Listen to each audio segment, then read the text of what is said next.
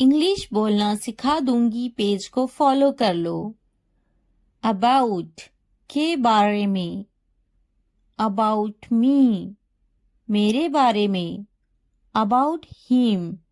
उसके बारे में, अबाउट देम उनके बारे में, अबाउट हर उसके बारे में, अबाउट यू तुम्हारे बारे में, अबाउट अस हमारे बारे में, अबाउट इट इसके बारे में, अबाउट हियर यहाँ के बारे में, अबाउट देयर वहाँ के बारे में, अबाउट दिस इसके बारे में, अबाउट दैट उसके बारे में, अबाउट टुडे आज के बारे में, अबाउट whom